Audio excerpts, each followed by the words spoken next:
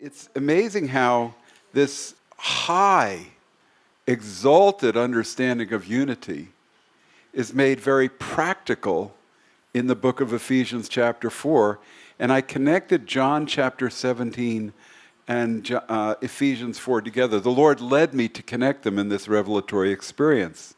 So in Ephesians 4 we read, and he himself, verse 11, and he himself gave some to be apostles, some prophets, some evangelists, some pastors and teachers, for the equipping of the saints for the work of ministry, and for the edifying of the body of Messiah, till we all come to unity of the faith and of the knowledge of the Son of God, to a perfect man, to the measure of the stature of the fullness of the Messiah, that we should no longer be children, tossed to and fro and carried about by every wind of doctrine, by the trickery of men and the cunning and craftiness of deceitful plotting, but speaking the truth in love may grow up in all things unto him who is the head, Messiah, from whom the whole body is joined and knit together.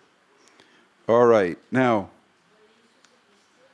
there have been unity movements in the body of believers that have been very weak because they want to just come together on a feeling basis, not a truth basis. There was a pastor in our area, he used to make the statement,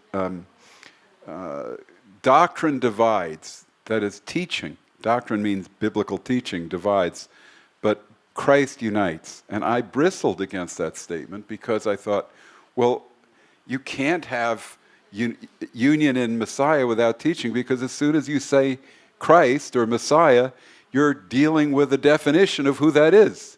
Is he deity? Is he the Messiah? Did he fulfill prophecy? Is he coming again? So, of course, you have to be united by a common foundation of doctrine or teaching, obviously. But what I understood here was that apostles, prophets, evangelists, pastors, and teachers, 5 different kinds of leaders would rise up, and that they would equip the saints to do the work of ministry.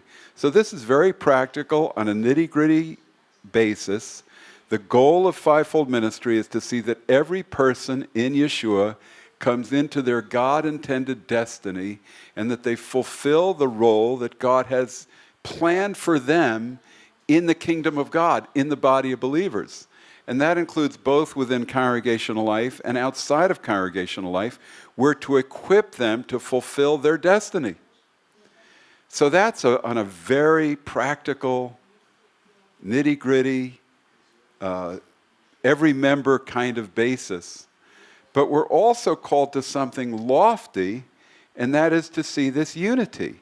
And you can see when you read about the epistles and disunity coming into congregations in Corinth, and in the book of Revelation, when there are the writings to the 7 congregations of Asia Minor, which is Turkey today, this concern for unity was something that the writings of the apostles were always passionate about.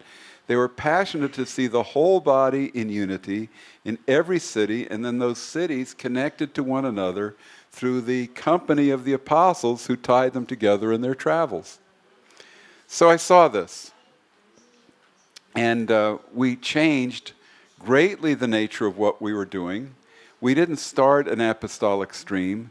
That came from a word that Asher had in 1984 when he said that he was going to go and plant a congregation. He was one of my elders at Beth Messiah Congregation in D.C. He was going to plant a congregation in Frederick, Maryland, 30 minutes to the north, and that Moshe Morrison had planted in Baltimore, that we would have 3 congregations, and that we were to be an apostolic stream and not join any one apostolic stream.